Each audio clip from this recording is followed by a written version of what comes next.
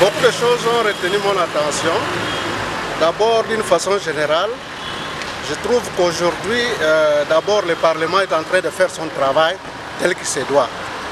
Et nous qui avions été choisis dans l'équipe qu'on a appelée commission ad hoc pour le suivi de l'évaluation de recommandations des députés, nous avons travaillé et nous avons appris beaucoup de choses. Et nous pensons qu'avec ce que nous venons de produire comme travail, les députés seront satisfaits du travail de notre gouvernement. Et nous estimons aussi que ce travail ne va pas s'arrêter là. Si on peut de temps en temps faire l'évaluation de recommandations, ça va permettre aussi au gouvernement de pouvoir rectifier de temps en temps les tirs de la manière dont il doit travailler et fonctionner.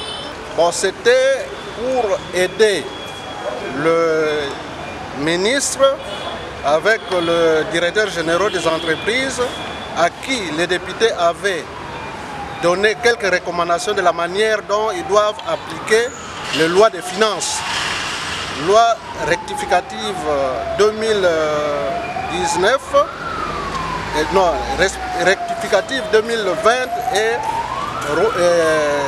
la loi des finances 2021 et puis l'exécution de la loi des finances 2022 jusqu'au mois de mars. C'était ça l'essentiel.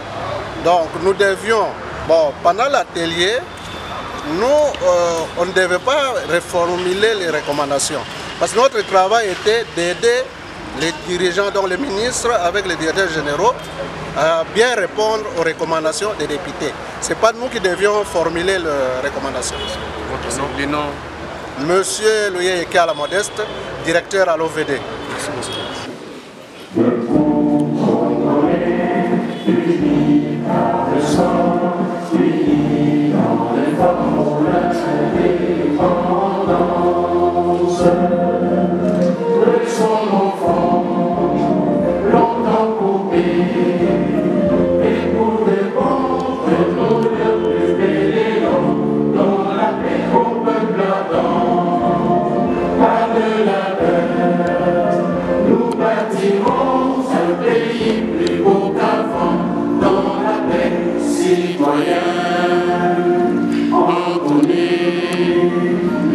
Sacré de votre solidarité, fièrement saluer l'ordre de votre souveraineté. Congo, nom béni, Congo, des aïeux, Congo, au pays, Congo, bien-aimé, Congo, nous peuplerons son soleil pour s'assurer.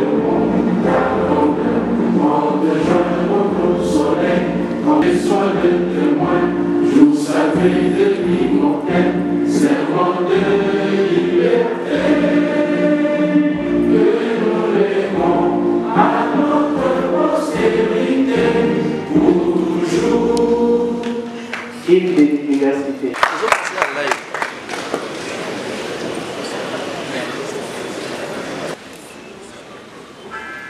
Mesdames et Messieurs les membres du comité. Président de l'Assemblée nationale, honorables députés et sénateurs présents dans cet auditorium, leurs excellences, messieurs les ministres, messieurs les membres du comité de gestion ici présents, camarades étudiantes, camarades et étudiants, c'est un honneur pour l'Université de Kinshasa qui s'est fixé comme objectif l'organisation régulière des grandes conférences scientifiques. L'université retrouve là sa vraie mission, celle d'être la tête pensante qui doit impulser la transformation de la cité. L'université là donne ce qu'elle a de meilleur, c'est-à-dire son esprit, autour de la discussion sur les questions brûlantes de l'heure mais également sur celles qui peuvent nous permettre de faire un bond, pas dans l'inconnu, mais un bond assuré, concerté pour le développement durable de notre nation. Honorables présidents, leurs excellences, nous commencerons par nous excuser parce que la cérémonie aurait dû commencer un petit peu plus tôt que cette heure-ci. Il y a eu un choc d'événements, mais quelqu'un a dit avant nous que du choc des idées jaillit la lumière. Nous espérons donc que dans les minutes qui vont suivre, la lumière va réellement jaillir. Nous souhaitons donc la bienvenue à tous et pensons que nous pouvons là commencer absolument cette matinée scientifique dans l'attente fiévreuse d'écouter ce que nous prépare l'autorité nationale sur le plan de la recherche scientifique. Et cela réconforte l'idée d'avoir pour la première fois un secrétariat général à la recherche dans nos institutions. Merci et bienvenue sur la colline inspirée et inspiratrice que vive Unikin Solutions. Je vous remercie. Merci, Monsieur le recteur. Honorable, Excellences, Monsieur le recteur, Messieurs les membres du comité de gestion, Mesdames et Messieurs le professeur, chers membres du personnel scientifique, chers membres du personnel administratif, camarades étudiantes et étudiants, distingués invités en vos titres et qualités respectifs, tout protocole respecté. Nous allons tour à tour présenter l'intervenant et l'orateur de la présente matinée scientifique. Pour l'intervenant, il s'agit de Maître José Panda Kabong, né à Tchilenge le 31 août 1971. Il est marié et père de 5 enfants. Il a une licence en droit de l'Université de Kinshasa, obtenue en 1998, et entre 2011 et 2018, il a fait plusieurs formations et spécialisations dans plusieurs domaines, notamment en droit parlementaire, bonne gouvernance, lobbying parlementaire, droit au HADA, légistique et résolution de conflits. Et il possède comme expérience professionnelle, en 1998, conseiller juridique du comptoir de diamants Kassai Wabalingela et à Antwerpen, Belgique. En 2000, avocat au barreau de Kinshasa Gombe et de Bujimai. Il a pour parcours politique. En 2007, il est conseiller chargé de Boyo. Né le 5 février 1983 à Bukungu et marié et père de 3 enfants. Avocat de profession, il est congolais de nationalité. Sa formation intellectuelle a connu les périodes suivantes. Il effectue ses études primaires entre 1991 et 1996 à l'école primaire Frères des écoles chrétiennes où il a obtenu son certificat d'études primaires.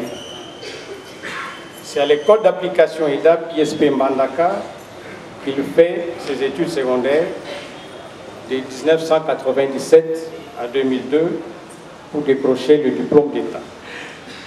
De 2002 à 2007, il fait ses études universitaires en droit à la faculté de droit de l'Université de Kinshasa, où il obtient le diplôme de licence en droit économique et social. Depuis 2020, Maître Guy Luando est apprenant en DS, c'est-à-dire diplôme d'études supérieures en droit à la faculté de droit de l'Université de Kinshasa. Depuis son entrée à l'université de Kinshasa et la fin de ses études, Maître Guy Luando va connaître un parcours professionnel riche et élogié.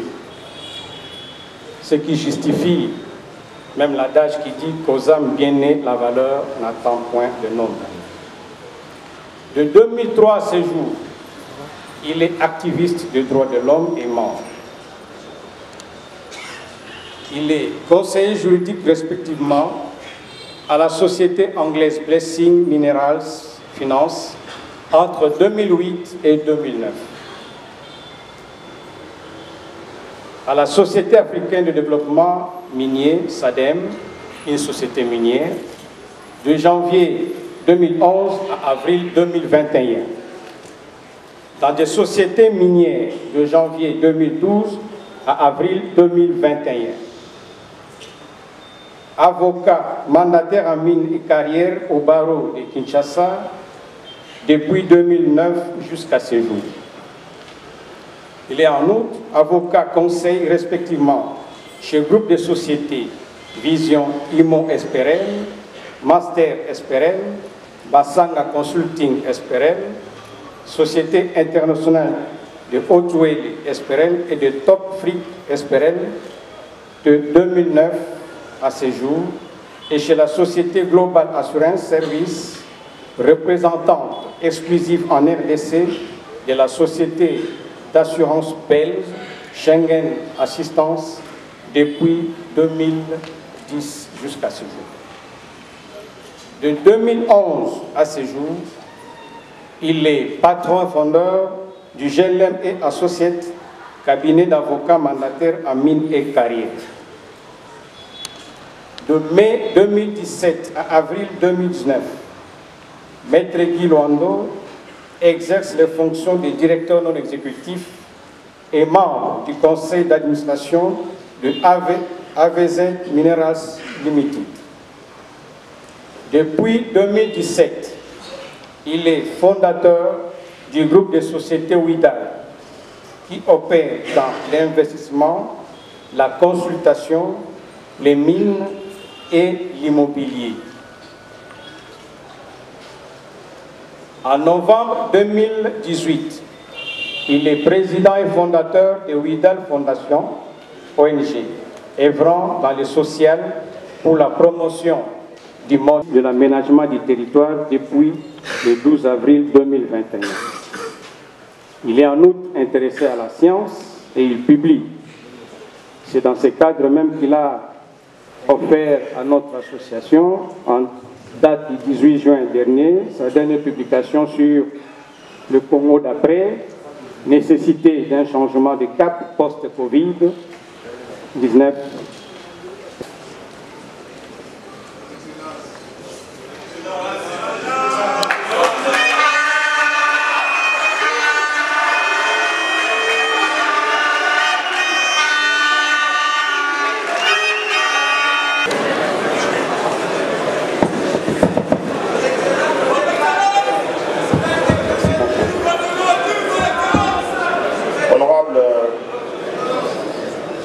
Honorable premier vice-président de l'Assemblée nationale, professeur, chercheur, scientifique, honorable sénateur, honorable député, Excellences, Messieurs les ministres d'État, ministre de l'aménagement du territoire, Mesdames et Messieurs les membres du comité de gestion de l'Université de Kinshasa, coup chapeau spécial au recteur,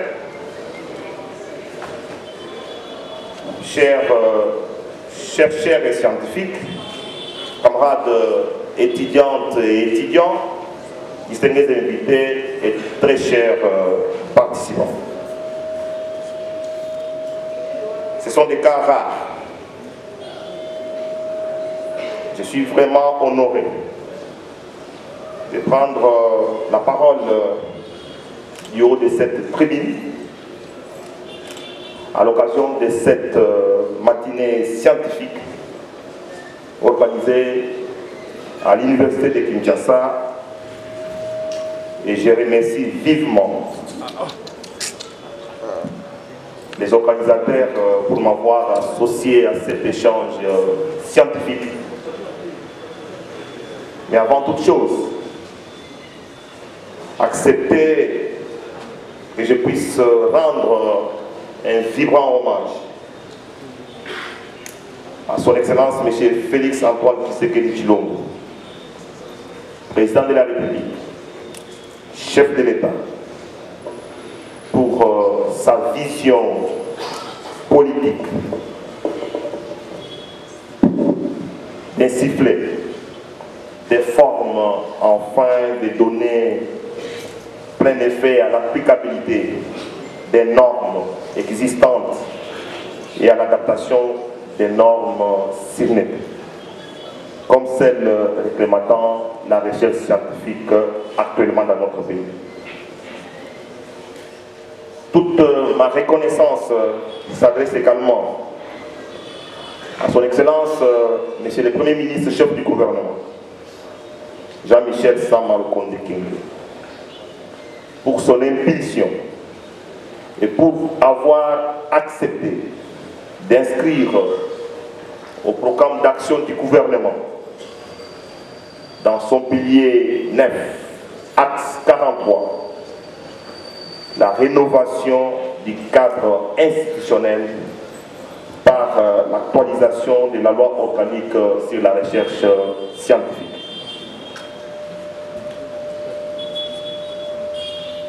L'initiative de son Excellence, Monsieur le ministre d'État, ministre de l'Aménagement du territoire, Maître Iloando Mboyo, hier sénateur, répond parfaitement à la lettre de mission de mon ministère. Voilà pourquoi je tiens à les féliciter vivement pour sa proposition de loi qui vient répondre aux défis de l'adéquation du système normatif congolais avec les standards des nouveaux de la recherche, mais également répondre à la vision du président de la République. En effet, la recherche scientifique et technique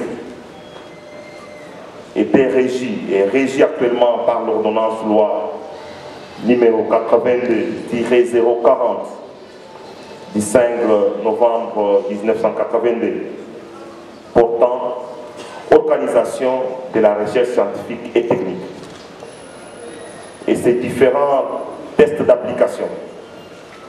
La recherche scientifique est confrontée entre autres au défi de renforcement de la capacité institutionnelle de la recherche.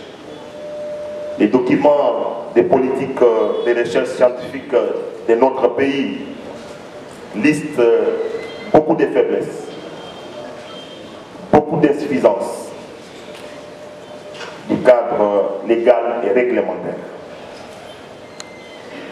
Et quand une telle proposition, une telle initiative de loi déterminant les principes fondamentaux relatifs à la recherche scientifique et technologique se pointe pour renforcer les capacités institutionnelles de la recherche et renforcer mon secteur, le ministère de la recherche scientifique et innovation technologique, ne peut que s'en servir et appuyer cette initiative.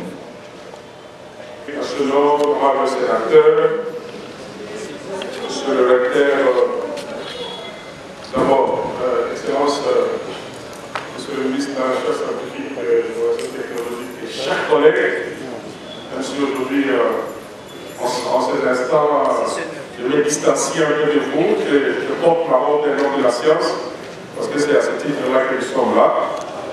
Chers collègues, monsieur le recteur de l'Université de Kinshasa, mesdames et messieurs, membres du comité de gestion de l'Université de Kinshasa, chers corps professeurs, membres du corps académique, membres du corps scientifique, le personnel de la recherche, distingués invités, camarades étudiants et étudiants, pour nous c'est un grand honneur de se retrouver aujourd'hui ici pour échanger avec vous je commençais à être inquiet lorsque le collègue a pris la parole, avec sa robe de membre du gouvernement. Évidemment, tout ce qu'il a dit ici, j'ai subi ça dans le cadre des activités parlementaires, parce que vous savez, lorsqu'il y a une initiative législative, comme la proposition de loi, qui est une initiative législative qui émane du Parlement, parce que vous savez, le Parlement et le gouvernement se partagent des initiatives législatives. Quand ça émane du gouvernement, on l'appelle projet de loi. Et lorsque c'est le gouvernement, c'est le Parlement, c'est une proposition. Et donc, il a toujours un pouvoir qui lui est reconnu par la Constitution. Il y a 15 jours où on lui envoie, une fois que le bureau d'études de la Chambre qui est concernée juge l'opportunité d'une initiative législative, on envoie quand même au gouvernement. Et nous avons réussi en son temps ces observations qui étaient tellement éloquentes, mais quand il a commencé à répondre ça ici, j'ai dit, mais attendez, le collègue revient encore sur la bataille. Lorsqu'il a chuté, j'ai constaté qu'il n'a fait que nous rappeler les différents échanges qu'il y avait eu en son temps pour enrichir le texte, parce que c'est ça le but. Et aujourd'hui, quand je prends la parole ici, évidemment avec la première lecture qui a eu lieu au mois de juin, exactement le 11, où le Sénat de notre pays, dont je profite très sincèrement à remercier le bureau du Sénat, qui, même si j'ai été appelé par la très haute hiérarchie aux fonctions au niveau du gouvernement, mais ils ont aligné cette initiative législative qui est extrêmement capitale, et je remercie également tous mes anciens collègues sénateurs qui avaient voté pour votre information presque à l'unanimité, parce que sur les 80 votants, tous les 89 ont voté pour cette loi. Comme on le dit, l'indépendance politique sans connaissance et compétences scientifiques est aussi contradictoire que les concepts d'un tigre végétarien. C'est ce qui justifie notre ordonnance sur la Polynésie. Nous avons besoin de la science. Et cette science, elle doit être orientée sur base de principes fondamentaux. Et la Constitution de 2006, telle que le musée modifié en 2011, a eu le mérite de poser un principe en son article 123 littéra bis, comme l'a très bien dit mon collègue, le ministre Panda, le ministre de la Recherche scientifique et de l'innovation technologique, de poser le principe qu'il faut qu'il y ait une loi portant principes fondamentaux relatifs à la recherche scientifique et de l'innovation technologique. C'est qu'il y ait une innovation par rapport aux constituants anciens. Quand je dis les constituants, c'est que par rapport à la Constitution, dont s'était basée la loi de 82, qui d'ailleurs, les dispositions qui ont été évoquées par cette loi, si vous lisez la fameuse loi constitutionnelle, les articles 43 et 87, dont se réfère la loi de 82, ne reprend pas exactement les dispositions de l'ordonnance loi, qui est un acte ayant force de loi. Et donc, c'est très important la recherche scientifique, et comme ça a été dit ici, au jour d'aujourd'hui, nous parlons de la recherche-développement.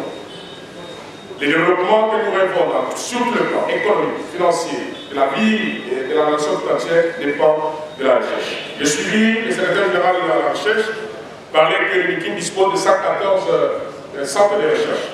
194. Voilà. Malheureusement, dans le top 50 des centres de recherche africains, nous ne figurons pas.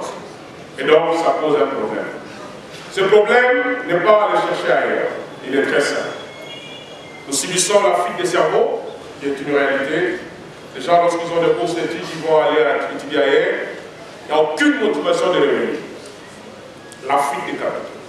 2. La valorisation de la recherche.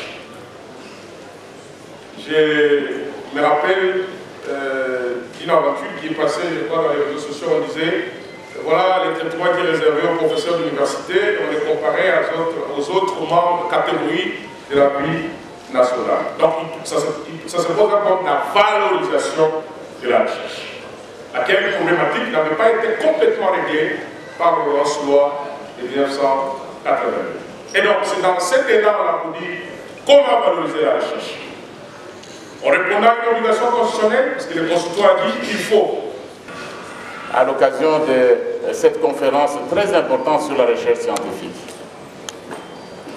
Je remercie l'Université de Kinshasa d'avoir inauguré cette tradition des conférences universitaires. J'ai appris que c'est la deuxième et qu'il y en a deux pratiquement chaque mois. C'est quand même une tradition qui doit s'inscrire dans la longue durée. Je remercie également son Excellence, Monsieur le ministre d'État chargé de l'aménagement du territoire pour cette proposition de loi et pour avoir voulu faire en sorte qu'avant que l'Assemblée nationale puisse en discuter, les membres de la communauté scientifique ou de la communauté de recherche puissent se l'approprier. Évidemment, moi, je ne vais pas faire des commentaires sur le texte, ni sur le fond, ni sur la forme, parce que le texte sera débattu dans ma chambre et je suis le premier responsable des questions législatives. Ce que je peux dire donc, c'est féliciter Monsieur le ministre qui a conçu cette loi lorsqu'il était sénateur. Je félicite également Monsieur le ministre de l'enseignement et de la recherche scientifique et de l'innovation technologique pour son intervention à l'occasion de cette conférence très importante sur la recherche scientifique. Je remercie l'Université de Kinshasa d'avoir inauguré cette tradition des conférences universitaires. J'ai appris que c'est la deuxième et qu'il y en a deux pratiquement chaque mois. C'est quand même une tradition qui doit s'inscrire dans la longue durée. Je remercie également son Excellence, Monsieur le ministre d'État chargé de l'aménagement du territoire pour cette proposition de loi et pour avoir voulu faire en sorte qu'avant que l'Assemblée nationale puisse en discuter, les membres de la communauté scientifique ou de la communauté de recherche puissent se l'approprier. Évidemment, moi, je ne vais pas faire des commentaires sur le texte, ni sur le fond, ni sur la forme, parce que le texte sera débattu dans ma chambre et je suis le premier responsable des questions législatives. Ce que je peux dire donc, c'est féliciter Monsieur le ministre qui a conçu cette loi lorsqu'il était sénateur. Je félicite également Monsieur le ministre de l'enseignement et de la recherche scientifique et de l'innovation technologique pour son intervention.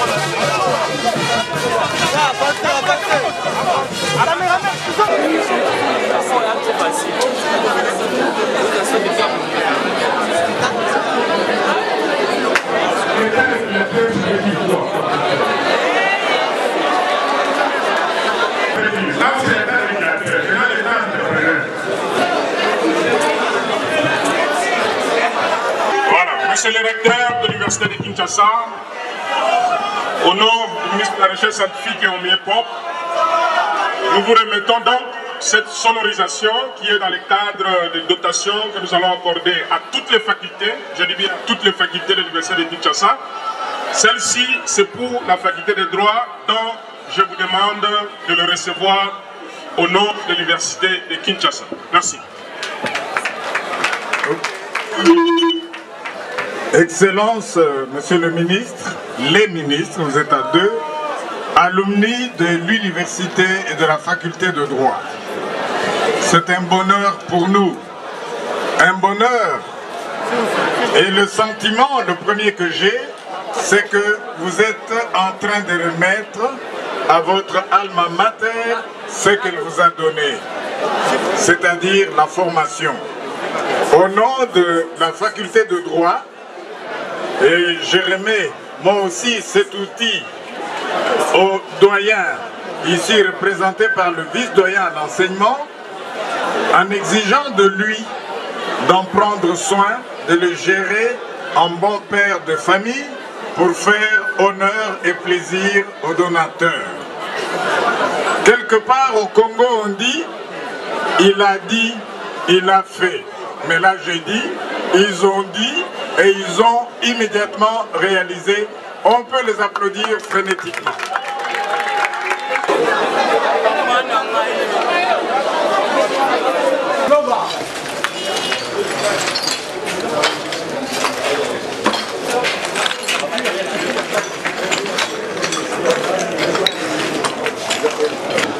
Un autre, mais oui, voilà, un autre lot pour les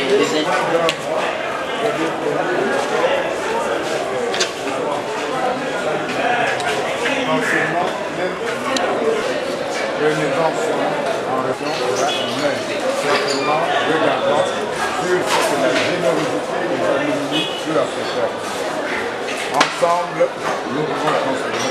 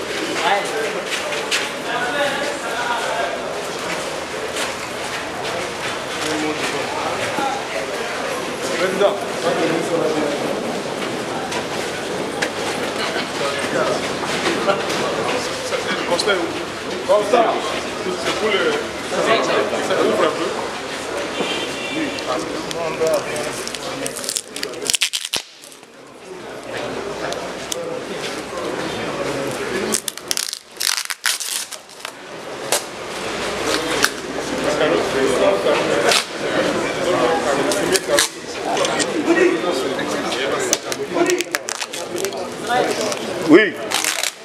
Oui. Plajo.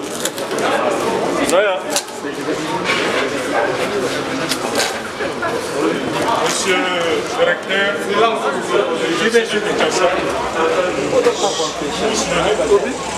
quelques jours que cela, nous étions venus.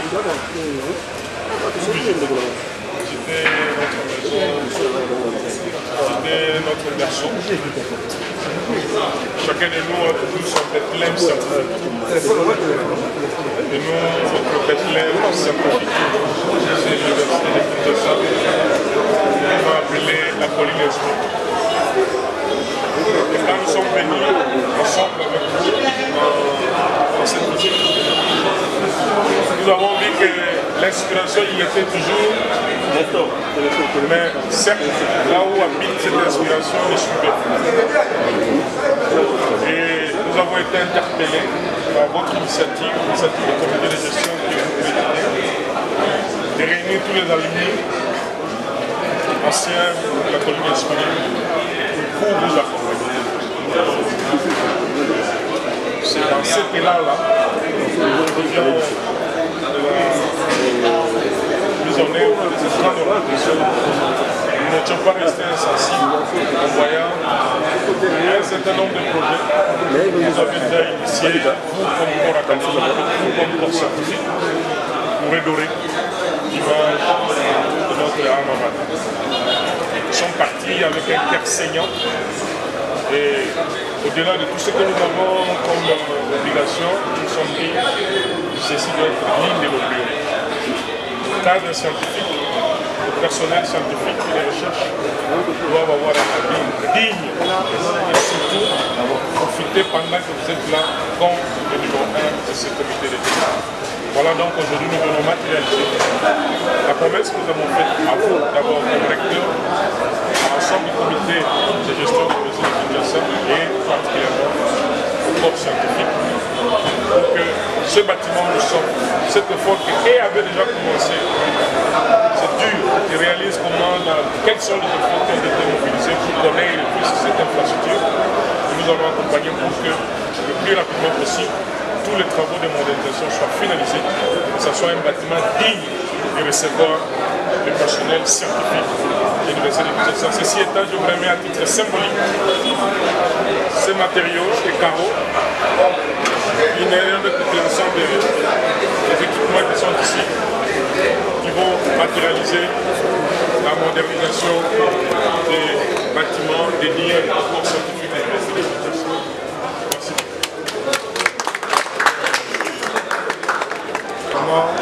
Ces alumni, également là, la démonstration de notre ensemble de ces pays ici. Vous avez vu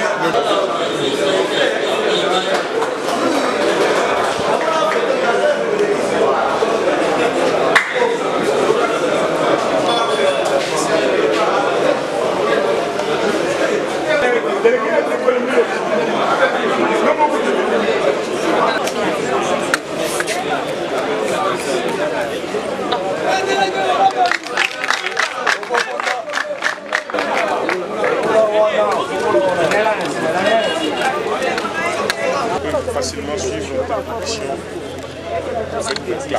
Ça, ce n'est qu'un échantillon. Pour en faire 14. Voilà donc les équipements. Prière de bien protéger ça. Demandons aux étudiants. Excellence, encore une fois, on est pratiquement sans voix.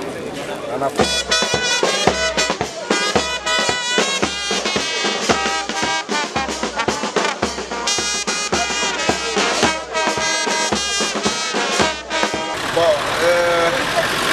Beaucoup de choses ont retenu mon attention.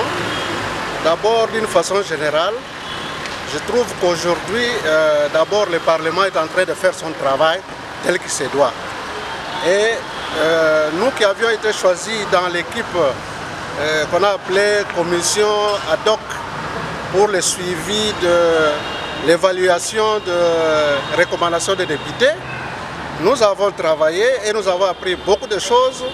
Et nous pensons qu'avec ce que nous venons de produire comme travail, les députés seront satisfaits du travail de notre gouvernement.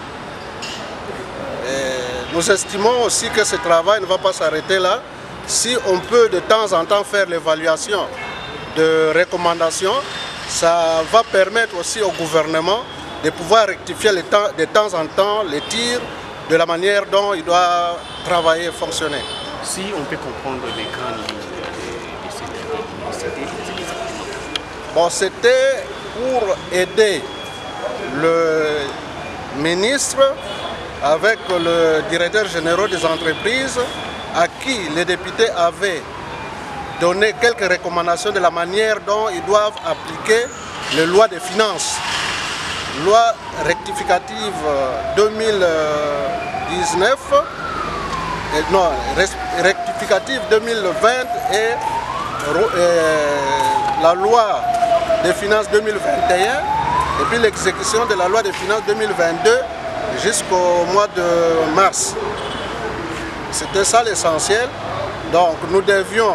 Et quelles sont les recommandations que vous avez formulées pendant l'atelier? Bon, pendant l'atelier, nous, on ne devait pas reformuler les recommandations. Parce que notre travail était d'aider les dirigeants, donc les ministres, avec les directeurs généraux, à bien répondre aux recommandations des députés. Ce n'est pas nous qui devions formuler les recommandations. Votre nom? Le nom? Monsieur Louye Ekala Modeste, directeur à l'OVD. Merci, monsieur. Africa cool. Et abena cool. Africa cool. Abena cool. Le quoi cool matopi. Cool. Et ça chaîne est bien. Et puis vous êtes très rapide. Et ça très rapide. Et ça chaîne mon co. Bah quoi ça a bien confiance. En tout cas, nazo senga na bato oyo nanu ba souscrire te bazwa. Donc, eza vraiment net oyo ba lobakaki boka lelo, lamba lelo, lia lelo. Vous voulez le Congo pour que le Congo devienne cool, pour suivre les cool analyses, alors revenez et abonnez-vous massivement. Bobozana Moana. Massivement. Africa Cool, c'est la destination de prédilection pour une communication optimale. Longo Dianabino Mama. Africa Cool Télévision est une chaîne qui est en train de réunir toutes les tendances. Donc les chrétiens s'y retrouvent, les païens s'y retrouvent, les politiciens s'y retrouvent, les femmes ménagères s'y retrouvent. Donc Eza Eloro na biso to sepe la ranango, yango chaque fois son aïe na Kinshasa, il faut namona Africa Cool. Et au monde de la chaîne Oeza impartial. Le rôle de Babino, vous méritez le soutien de la population ainsi que des institutions compétentes.